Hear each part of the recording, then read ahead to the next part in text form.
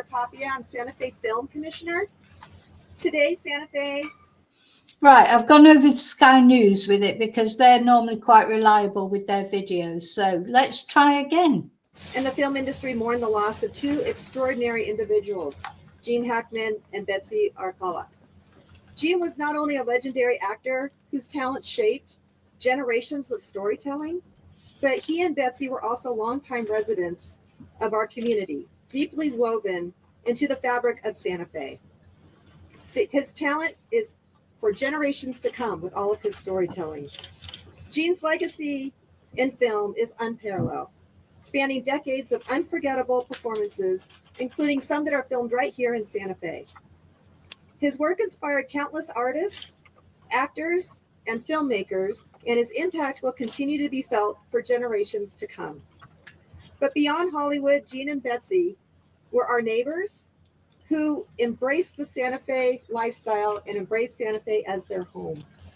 Their kindness, generosity, and love for this city made them more than just icons, but they were a part of our family. Our thoughts are with their loved ones and all who knew them and admired them. We join the film industry, their family, their friends, and all the people of Santa Fe in honoring their memory. Thank you. And now, Santa Fe County Sheriff Adan Mendoza will speak, along with Fire Chief Brian Moya from the Santa Fe County City Fire Department.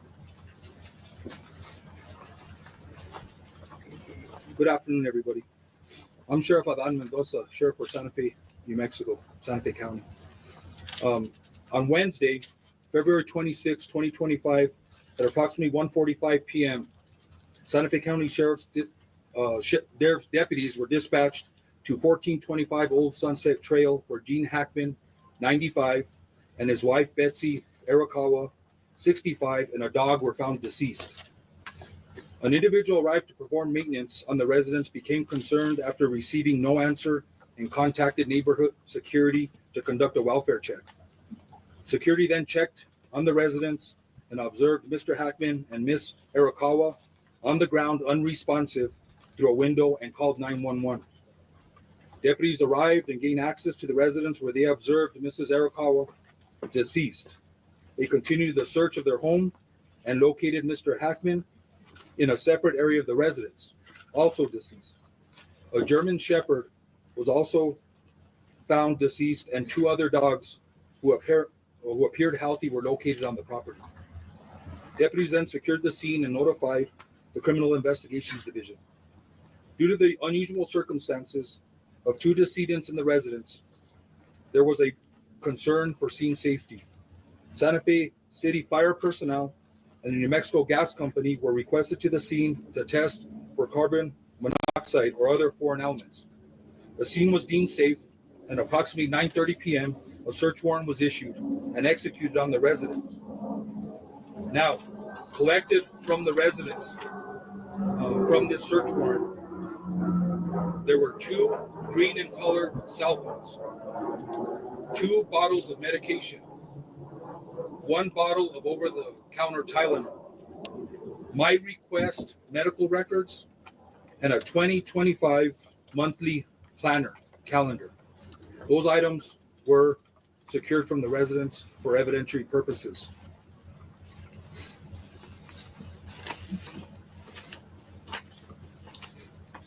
The Santa Fe Animal Control Division worked with family to ensure the safety of the two surviving dogs.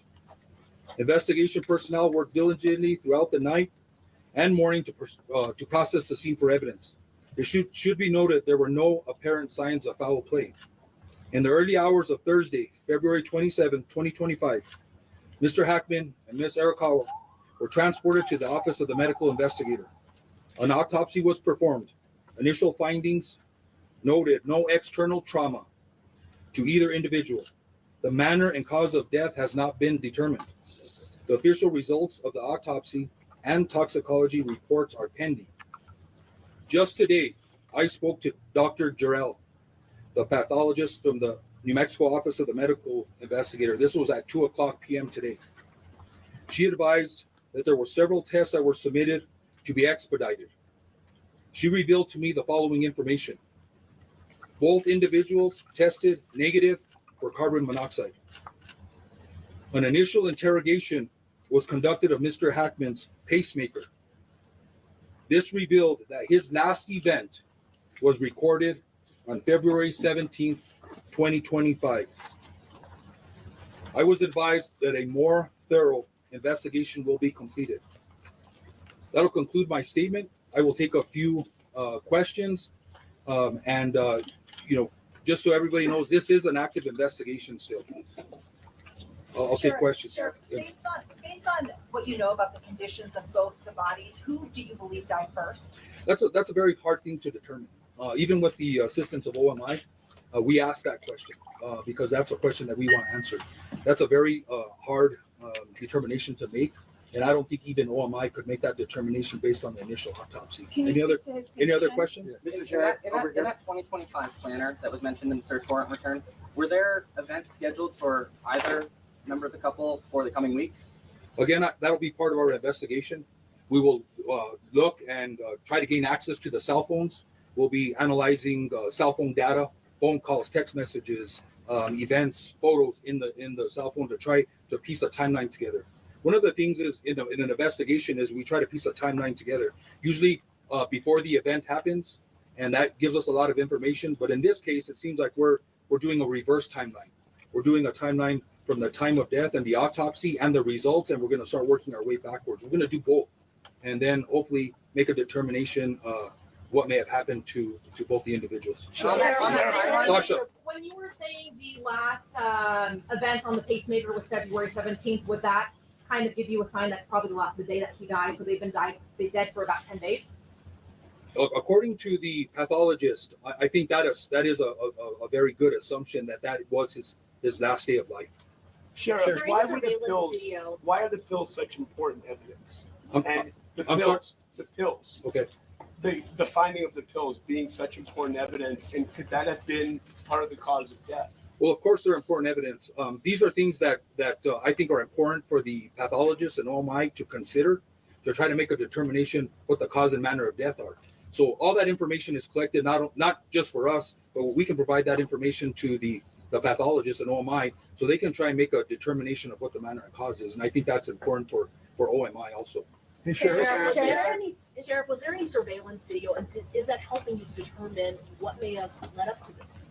That's a good question, and that question's been asked. So, I respect the Mr. Hackman's and Ms. Arakawa's regard for privacy. I think everybody here understands that they were very private individuals and a very private family. There is no surveillance as we know of right now in the interior of the residence or the exterior of the residence, so it's going to help us determine a timeline or events that happened. Mr. Sheriff, Tom Manson with CBS News. Have investigators been able to get into the obtained cell phones? Not at this time. We have them in our possession. Those were collected yesterday. It's going to take a process. We do have software, and we may have to reach out to other agencies for assistance to get past, if they're password protected, to get past the passwords and gain access to that information. So this is some other things it's going to take a little bit of time. Sheriff, is there any information on the dog? There are names, Nikhil McCulling from the Albuquerque Journal. There are names on prescription bottles. Do we know any idea as to who was taking any of those medications? Yeah, due to HIPAA, I don't want to release who the medication was prescribed to or what the medication is. I think there's a HIPAA concern there, so I won't release that information. Sure. Do you know the nature of the pills that were found by his wife? What were those pills there? What were they? Yeah, I think I just answered that question. I think I stated I'm not going to release the actual medication or who was prescribed to do the HIPAA. They were prescription pills then? Sir. On the carbon monoxide part of it, does that, what the pathologist told you, does that rule out carbon monoxide, or is it possible it kind of dissipated from the body and they just weren't able to find signs of it?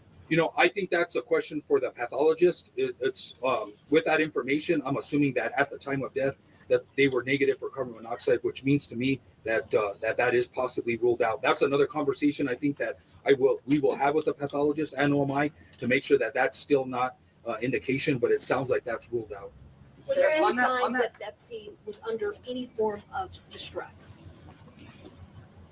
I don't have that information. Again, I didn't personally see the individuals. So there's no indication that there was any stress. There was no indication of any of that I can tell or that I can share, unfortunately. Has foul play been ruled out? Hold on. Anybody else? I know you've asked a question. Sheriff, was there any significance to the space heater being located near her head that detailed any more information about how the dog died? No, I don't think the space, now that we've ruled out carbon monoxide, unless there's something else that comes back in the toxicology report that we have to look, we're going to look at everything, right? We have photographs, we documented everything that was close to the body in the room. Then we'll look at that a little closer. But right now, there's no indication that has anything to do with it. Were you able to determine whether they fell or not? Like, was there any trauma evidence on the bodies to suggest a fall? No, I don't think there was any indication that again, there was no trauma indicated on the body. I'm assuming if they would have fell or injured themselves or a head injury or brain injury, that would have been discovered by the pathologist. So I'm going to say that they were. Just to follow up, that you saw the sunglasses and the cane on the floor, according to the police reports. That would seem to go against that. That's up to the detective and who am I to work. Sheriff, I'm gonna take two more questions. On the timeline that you're talking about, can you say what the space heater was powered by? Was it gas powered or electric powered space heater? I don't know that information right off. On the timeline, Sir, how long do you think we'll have more concrete answers of what happened? Again, we're waiting for the autopsy results and the toxicology. The doctor, the pathologist shared that information, which I think some tests were expedited. And so she shared that information with me because she thought it was relevant to the case and important for the public to know. I don't know. I don't know when the cause and the manner will be determined officially, or when the toxicology results come. I'm assuming that pathologist will wait for the toxicology to come back, so that'll help her make her decision on what the cause and manner is. But it could be months or 3 months or longer, in my experience. Sure. One more question. When is the last known contact with either Betsy or Gene? Again, that's been one of our challenges because of their privacy. So one of the challenges is trying to determine that timeline. I think the event of the pacemaker gives us an idea, but we're gonna sift through the cell phone records. We're gonna go through the planner. We're contacting workers, maintenance workers, family members, security. We're gonna be talking to security. It's a secure subdivision. There's in and out that I believe is documented. So we're working with them to try and determine when the last contact was, and that'll help us put together the timeline. So thank you, everybody. I hope this answered some questions. And again, if we get more information, we will release that. I know there is concern and interest in Mr. Hackman and Mrs. Arakawa, and I just appreciate your patience. Thank you.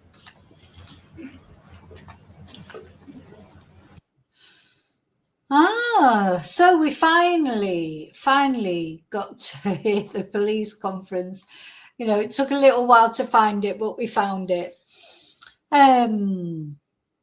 Yeah. So I think the pacemaker is interesting, isn't it? So they're saying the last event on the pacemaker was the 17th. That's really more or less the only new information we got from that, wasn't it? Because he was asked about the medication. But they said there, about the medication for blood pressure, etc. But I don't think they really gave any further information than that. But anyway, so yeah, there'll be blood tests made. Honestly, I'm coming round to the thought that maybe Gene Hackman had this sort of event, if you like, maybe had a heart attack. I mean, at the end of the day, at 95 years old, he's got a pacemaker, he's on tablets for blood pressure. It's not unexpected, is it? But did then Betsy run to get his tablets and slip or fall? Tragic accident if that's what happened. But it's a preferable thing to, that she did something to him or he did something to her, isn't it? Or that even, that they suffered in the sense of, someone breaking into the home. It doesn't sound like that. It may well be some sort of tragic sort of double accident, if you like. They maybe know more probably do. The police always know a little bit more, don't they? And, you know, that's sort of where we are. Anyway, I want to have a look at what Dustin Hoffman now. Dustin Hoffman, another, you know, brilliant actor. I want to look at what he had to say about Gene Hackman. You know, I suppose it's a sign of age. I was called an old woman who spread misinformation on that Nicola Bully group. That's the nice insult that was thrown at me by another old woman, funnily enough. And, you know, I am old, and you know what? I'm grateful to be old, because I'm lucky. I lost my best friend when she was 19 years old in a car accident. She never got any further than that. Lots of people never get any further than that. Every extra day you've got, you should be grateful for. You're growing old gratefully, gracefully, disgracefully. Oh, you know, whichever way you're getting old, at least you're lucky if you're getting old. You know, so I don't find somebody calling me old an insult. It's like, you know, and at the end of the day, someone of 30 seems old to someone of 16 or whatever. So age is all relative, isn't it? Gene Hackman was 95 years old. Now, if I lived as long as him, I've got another 30 odd years to go. I don't know if that's a nice thought or a bad thought. You know, think, what? Another 33 years of this madness, what will be going on then?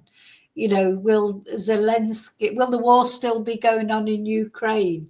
You know, what will be happening then? Oh my God, will Elon Musk be, you know, own the world? You know, it's like, I don't know if I want to live another 30 years, but I might do. You know, might not live another 3 days. You just don't know. Nobody knows. But when I look back at like these sort of kind of actors, Dustin Hoffman, even though people might not know about Gene Hackman, because Gene Hackman was a much more understated actor, I think. Dustin Hoffman, maybe because he's carried on a lot more later into his sort of career, because when was the last thing I saw Dustin Hoffman in? Probably Meet the Fockers. Maybe some of you out there know something more recent that Dustin Hoffman has been in, because he's, you know, getting on a bit, bobbing on a little bit now. But he's been acting up to more recently, same as Robert De Niro and those sort of people. Whereas because Gene Hackman gave up acting in 2004, so he's not, you know, it's been 20 years since he's acted. So that's probably why because he then started writing and doing other things. So, you know, that's maybe why some people don't remember him. But Dustin Hoffman remembers him because they went to, hi, Annie.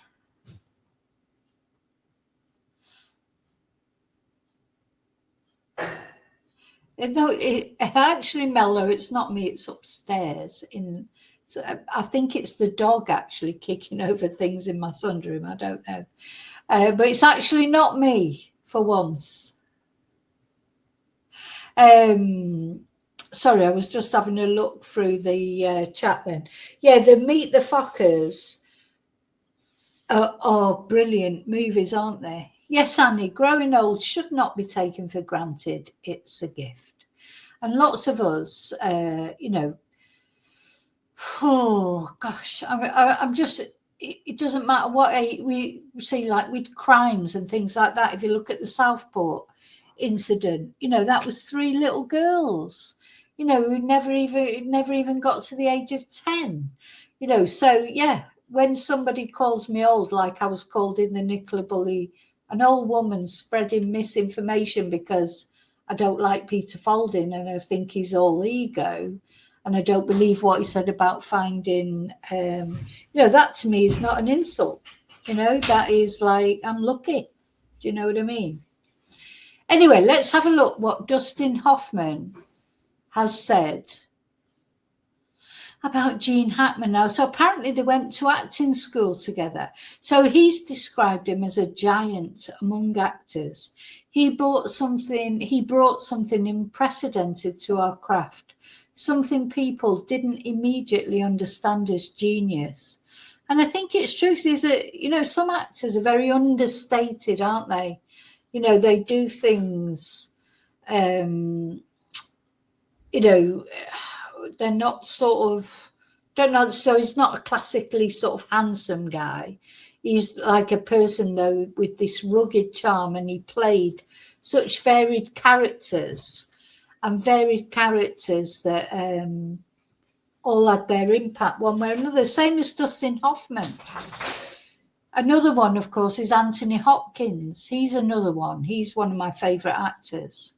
So Dustin Hoffman paid tribute to Gene Hackman, his former roommate and co-star, following the actor's death at 95. I mean, 95 is a pretty stunning age to get to, isn't it? And he was still driving and he was still walking the dogs and stuff like that. So, he wasn't sort of lying in bed and being looked after by carers. He was still having an active life. In a statement shared with Deadline, Dustin Hoffman recalled his first meeting with Hackman while both were attending acting school in California. I met Gene in acting school at the Pasadena Playhouse when he was 27 and I was 19. So if Dustin Hoffman was 19 and when Gene was 27, now I'm not good with maths. So let's work out. So that's 8 years difference, isn't it? 8 years difference. So if Gene Hackman was 95 when he died, then Dustin Hoffman is 87. Is that right? So he's bobbing on a little bit, isn't he? We used to play congas together on the reef, trying to be like our hero, Marlon Brando.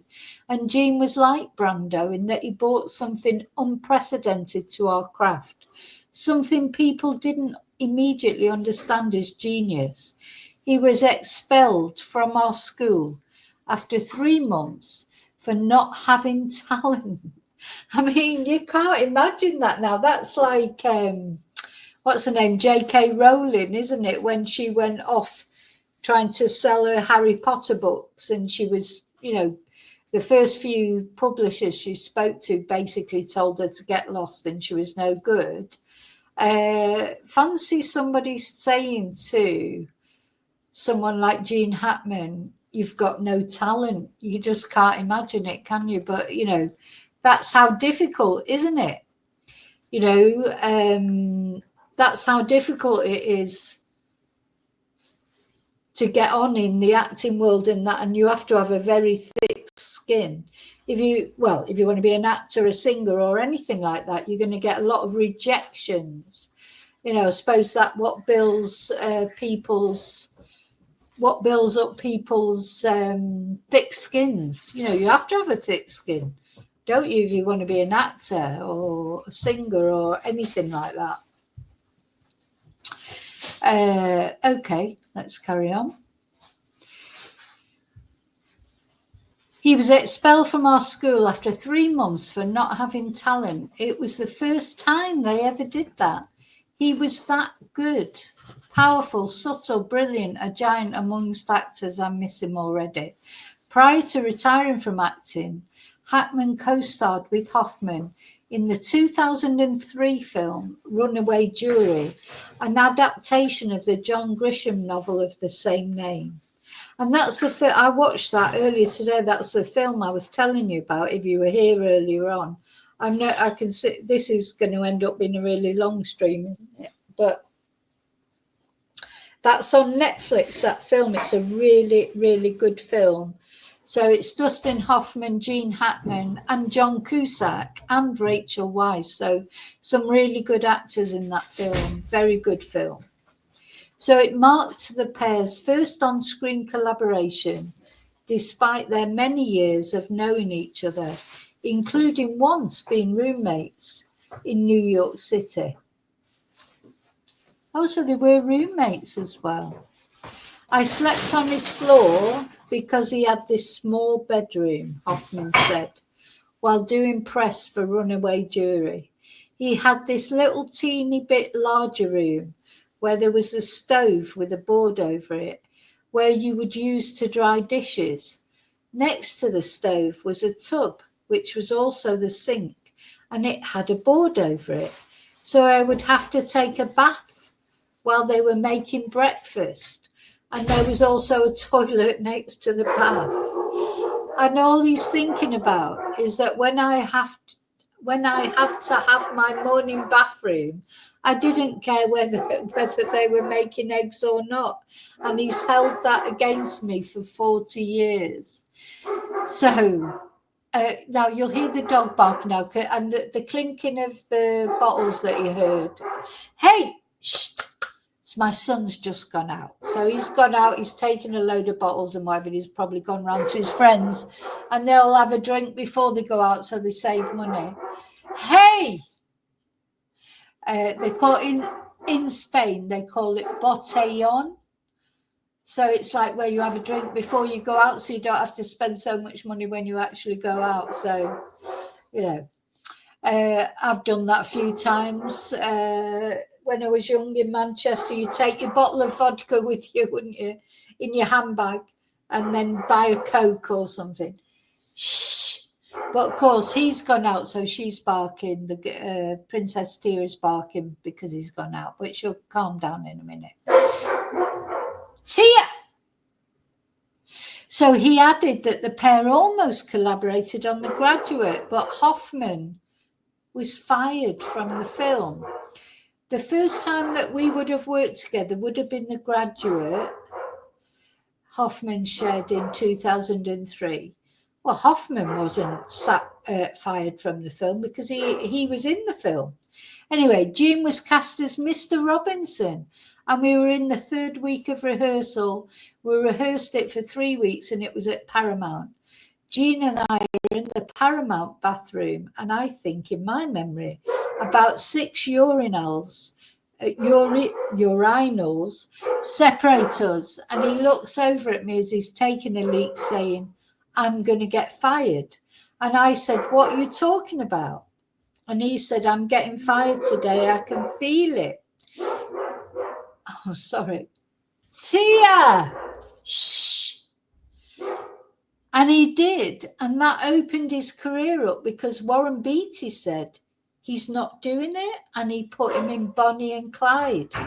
So he ended up I haven't seen that. Well, I have seen that film, but I want to watch that again. I want to watch all his films again, and especially the ones I haven't seen before. And that one that I watched today that Dustin Hoffman was in, I'd never seen that before. So he put him in Bonnie and Clyde. And I didn't remember he was in Bonnie and Clyde. That's how understated he is. So he played the brother of Bonnie's sister. He played the husband of Bonnie's sister, apparently, in that. Oh, she's going mad now. She wants to